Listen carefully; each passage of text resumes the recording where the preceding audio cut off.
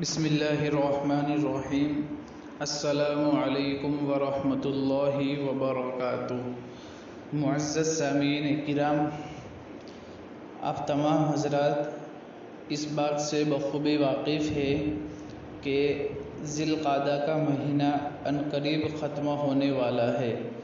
اور اس کے بعد ذی الحجہ کا مہینہ شروع ہوگا۔ ذی الحجہ کا مہینہ بہت عظیم الشان اور بابرکت والا مہینہ ہے۔ شریعت مطہرہ کی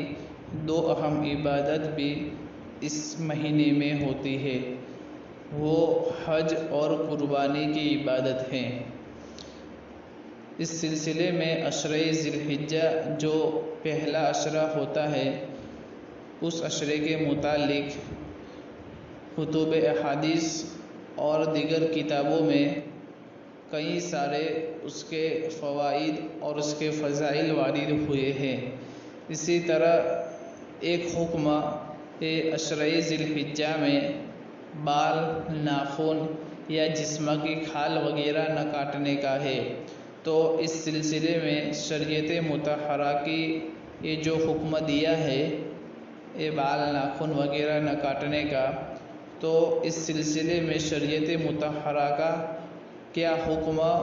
اور اس کے پیچھے کیا حکمتیں ہیں، اس کو بیان کرنے کا ارادہ ہے کہ اس مہینے میں بال وغیرہ کاٹنے سے کیوں منع کیا گیا ہے۔ اسی طرح دوسرا جو عنوان ہے وہ یہ ہے کہ قربانی کا فلسفہ کیا ہے۔ اسی طرح تیسرا جو عنوان ہے وہ یکم ذی الحجہ سے بال اور ناخن وغیرہ نہ کاٹنے کی راجح حکمت کیا ہے۔ اسی طرح یکم ذی الحجہ ہی کیوں مقرر کیا، اس کے علاوہ دیگر 12 مہینے تھے تو صرف یکم ذی الحجہ کو ہی کیوں مقرر کیا، اس کی کیا وجہ اور اس کے پیچھے کیا حکمت ہے۔ انشاءاللہ ان تمام عنوانات پر مکمل روشنی ڈالی جائے گی۔ تو سب سے پہلے کہ عشرہ ذی الحجہ میں بال، ناخن یا جسم کی کھال وغیرہ کاٹنے کا حکم اور اس کی حکمتیں کیا ہے۔ تو اس سلسلے میں ام المؤمنین حضرت ام سلمہ رضی اللہ تعالی عنہا سے روایت ہے کہ آپ صلی اللہ علیہ وسلم نے ارشاد فرمایا، جب ذو الحجہ کا پہلا عشرہ شروع ہو جائے اور تم میں سے کسی کا قربانی دینے کا ارادہ ہو تو وہ بال، ناخن یا کھال کا کچھ حصہ نہ کاٹے جب تک قربانی نہ دے دے۔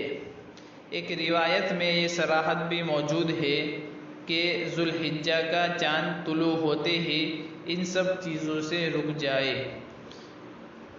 اس حدیث پاک کی روشنی میں فقہائے کرام نے اس عمل کو مستحب قرار دیا ہے کہ جس کا ارادہ قربانی کرنے کا ہے اس کے لیے مستحب ہے کہ ماہ ذی الحجہ کے آغاز سے جب تک قربانی کا جانور ذبح نہ کرے جسم کے کسی عضو سے بال اور ناخن صاف نہ کرے، نیز اسی طرح بلا ضرورت کھال وغیرہ بھی نہ کاٹے، اور یہ استحباب صرف ان لوگوں کے لیے ہے جن کا ارادہ قربانی کرنے کا ہو۔ البتہ بعض اکابر فرماتے ہیں کہ قربانی نہ کرنے والے بھی قربانی کرنے والوں کی مشابہت اختیار کر کے عام لوگوں کی قربانی کے بعد ناخن اور بال وغیرہ کاٹے تو اللہ تبارک و تعالی سے قوی امید ہے کہ وہ بھی ثواب سے محروم نہ ہوں گے۔ نیز اس میں یہ ملحوظ رہے کہ اگر زیر ناف بال اور ناخنوں کو اسی طرح بدن کے تمام زائد بال کو 40 دن یا زیادہ ہو رہے ہیں تو ایسی صورت میں ان کی صفائی کرنا ضروری ہے۔ یہ جو بیان کیا گیا اس کے سلسلے میں 2 حکمتیں بیان کی جا رہی ہے۔ تو سب سے پہلی جو حکمت ہے کہ بعض علماء نے اس کی حکمت یہ ذکر کی ہے کہ اس کی ممانعت حجاج بیت اللہ سے مشابہت کے لیے ہے۔ کہ ان کے لیے حج کے ایام میں بال اور ناخن وغیرہ کاٹنا منع ہوتا ہے، لہٰذا جو لوگ حج پر نہ جا سکے اور قربانی کر رہے ہو تو وہ بھی حجاج کرام کی کچھ مشابہت اختیار کر لے تو امید ہے کہ اللہ تبارک و تعالی اپنی اس رحمت کا کچھ حصہ انہیں بھی عطا فرمائے گا جو حجاج بیت اللہ پر نازل ہوتی ہے، اور انہی کے ضمن میں قربانی نہ کرنے والے بھی مشابہت اختیار کر لے تو وہ بھی رحمت کے حقدار بن جائیں گے۔ یہ توجیہ ہمارے بعض اکابر علماء سے منقول ہے، خصوصاً جو بیت اللہ اور شعائر حج کا عاشقانہ ذوق رکھتے ہیں، اور یہ توجیہ اپنی جگہ درست بھی ہے، لیکن محققین علماء کرام اور شراح حدیث نے اس توجیہ پر کلام کیا ہے، اس لیے کہ اگر مقصود حجاج کرام کی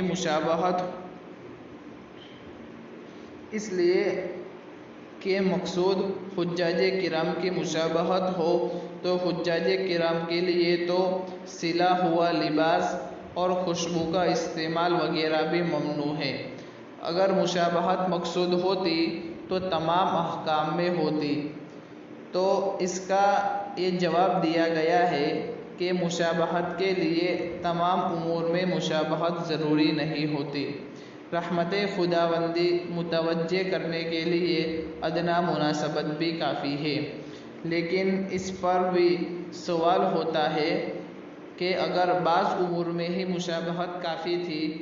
تو بھی بال، ناخن اور جسم کی کھال وغیرہ کاٹنے کی ممانعت میں ہی کیوں مشابہت اختیار کی گئی؟ احرام کی چادروں اور خوشبو کی پابندی میں بھی مشابہت ہو سکتی تھی۔ اس کے لیے مذکورہ حکم کی ایک اور حکمت بیان کی گئی ہے، وہ تحقیق کے زیادہ قریب اور راجح بھی ہے۔ وہ یہ ہے کہ اس حکمت کو سمجھنے سے پہلے قربانی کی حقیقت اور فلسفہ سمجھنا ضروری ہے کہ قربانی کی کیا حقیقت ہے اور اس کا فلسفہ کیا ہے۔ تو در حقیقت قربانی تو جان کی قربانی ہی تھی، جیسا کہ حضرت سیدنا اسماعیل علیہ السلام کے واقعے سے معلوم ہوتا ہے، اور شاہ ولی اللہ محدث دہلوی رحمۃ اللہ علیہ نے بھی فرمایا ہے کہ اصل قربانی تو جان نثاری کی قربانی تھی، لیکن اللہ تبارک و تعالیٰ نے اپنے بے پایہ رحمت سے یہ قربانی جان سے ٹال کر مال کی طرف منتقل کی۔ پھر یہ بھی ہو سکتا تھا کہ مالی قربانی صدقے کی صورت میں مقرر کر دی جاتی، لیکن اس طرح انسان کو اپنی جانی قربانی کی طرف توجہ اور اس کا استحضار نہ ہوتا۔ اس غرض کے لیے ایسی مالی قربانی مقرر کی گئی جس میں جانور قربان کیا جائے، تاکہ مالی قربانی میں بھی جانی قربانی کی مشابہت موجود ہو جائے، اور معمولی احساس رکھنے والا انسان بھی بوقت قربانی یہ سوچے کہ اس بے زبان جانور کو میں کس لیے قربان کر رہا ہوں، اس کا خون کیوں بہا رہا ہوں۔ جب یہ احساس اس کے اندر پیدا ہوگا تو اسے استحضار ہوگا کہ در حقیقت یہ میرے نفس اور میرے جان کی قربانی تھی، اللہ تبارک و تعالیٰ نے اسے میرے مال کی صورت میں قبول کر لیا، یوں اسے مقصد اصلی بھی یاد رہے گا اور نفس کی قربانی کے لیے یہ محرک بھی ثابت ہوگا، اور اللہ تبارک و تعالیٰ کے سامنے شکر گزاری کا جذبہ بھی بڑھے گا۔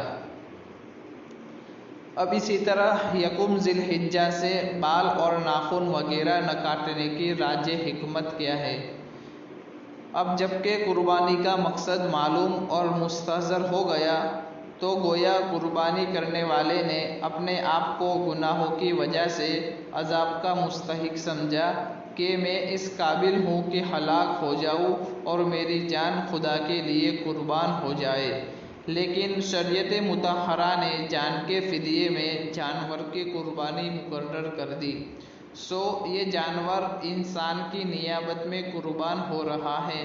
تو قربانی کے جانور کا ہر ایک جزو قربانی کرنے والے کے جسم کے ہر جز کا بدلہ ہے۔ لہذا جس وقت جانور قربانی کے لیے خریدا جائے یا قربانی کے لیے خاص کیا جائے، اس وقت انسانی جسم جس حالت میں ہو، جانور کو مخصوص اس انسانی جسم کے قائم مقام ہو جائے گا، اور جانور قربانی کے لیے خاص کرنے کے بعد جسم کا کوئی جزو یعنی ناخن، بال، کھال وغیرہ کاٹ کر کم کر دیا گیا ہو تو گویا مکمل انسانی جسم کے مقابلے میں جانور کی قربانی نہیں ہوگی، جبکہ جانور انسانی جان کا فدیہ قرار پا چکا تھا۔ لہذا مناسب معلوم ہوا کہ قربانی اور نزول رحمت کے وقت انسانی جسم کا کوئی عضو اور جزو کم ہو کر اللہ تبارک و تعالیٰ کی رحمت اور فیضان الہی کی برکات سے محروم نہ رہے، تاکہ اس کو مکمل فضیلت حاصل ہو اور وہ مکمل طور پر گناہوں سے پاک ہو۔ اس لیے حضرت صلی اللہ علیہ وسلم نے مذکور حکم دیا ہے۔ اب اسی طرح یکم ذی الحجہ مقرر کرنے کی کیا وجوہات ہے؟ اس کے لیے قریب ترین کسی زمانے کی تعین کی ضرورت تھی۔ یہ بھی ہو سکتا تھا کہ ہر شخص جب اپنا جانور خریدے یا قربانی کے لیے خاص کرے، اسی وقت سے اسے ناخن یا بال کاٹنا منع ہو، لیکن دین اسلام نے زندگی کے ہر معاملے میں نظم و ضبط اور نظام پر زور دیا ہے۔ دن کی عبادت سے لے کر انفرادی اور اجتماعی احکام کو دیکھ لیا جائے، غور کرنے پر ہر حکم میں نظم واضح نظر آ رہا ہے۔ یہ کسی اور شریعت میں نہیں ہے، بلکہ صرف اسلام اکیلا ایسا نائب مذہب ہے جس میں ہر ایک کے طور پر اور ہر ایک عبادت میں نظم و نسق کا مکمل لحاظ رکھا گیا ہے۔ لہذا نظام کا تقاضا تھا کہ قربانی کرنے والے تمام مسلمانوں کے لیے ایک وقت مقرر کر کے نظم قائم کر دیا جائے۔ اس کے لیے ایک قریب ترین مدت مقرر کی گئی۔ پھر یہ بھی ہو سکتا تھا کہ عید الاضحیٰ سے ایک آدھ دن پہلے وقت مقرر کر دیا جاتا، لیکن اس کے لیے ذی الحجہ کا چاند مقرر کیا گیا، اس لیے کہ قربانی کی عبادت کا تعلق عید الاضحیٰ اور حج کی عبادت سے ہے، جیسا کہ رمضان المبارک کے روزوں کے بعد عید الفطر ہے، اور اسلام نے شرعی احکام کو اوقات کے ساتھ جوڑا ہے اور ان کا مدار قمری مہینے اور تاریخ پر رکھا ہے۔ چنانچہ رمضان المبارک چاند دیکھ کر شروع اور چاند دیکھ کر ختم ہوتا ہے۔ ذی الحجہ کا چاند دیکھتے ہی حج کی تیاری تقریباً اختتام کو پہنچتی ہے، اور ذی الحجہ کے چاند سے عید الاضحیٰ کا دن اور صحیح وقت متعین ہوتا ہے۔ لہذا قربانی کی تعین میں بھی ذی الحجہ کے چاند کو دخل ہوا۔ نیز ضمنی طور پر اس بات کی ترغیب بھی دے دی گئی کہ مسلمانوں کو چاہیے کہ وہ قربانی کا جانور کچھ ایام پہلے لے کر پالے، تاکہ ان سے انسیت قائم ہونے کے بعد قربانی کرنے سے نفس کی قربانی اور جانثاری کے جذبات مزید ترقی میں آئے۔ اسی طرح جانور جلدی لے کر اس کی خدمت کرنے اور ناخن وغیرہ کاٹنے سے جو میل کچیل کی کیفیت ہوگی، اس سے انسان کو اپنی حقیقت کی طرف بھی دھیان اور تواضع اور عاجزی کی ترقی بھی ہوگی۔ یہ جو بیان کیا گیا وہ صحیح مسلم میں بھی ہے، اور اسی طرح حضرت ام سلمہ رضی اللہ تعالی عنہا کی جو روایت ہے وہ نسائی شریف میں بھی موجود ہے۔ وہ روایت یہ ہے کہ من رأى ہلال ذی الحجہ فاراد ان یضحی فلا یأخذ من شعرہ ولا من اظفارہ حتی یضحی۔ اسی طرح مرقات المفاتح جو مشکات شریف کی شرح ہے، اس میں بھی علامہ طربشتی کی حوالے سے مکمل مضمون ذکر کیا گیا ہے۔ یہ فلسفہ قربانی کا اسی طرح یکم ذی الحجہ کو مخصوص کرنے کی وجہ اور حکمت بیان کی گئی ہے۔ فقط واللہ اعلم بالصواب۔ السلام علیکم ورحمۃ اللہ وبرکاتہ۔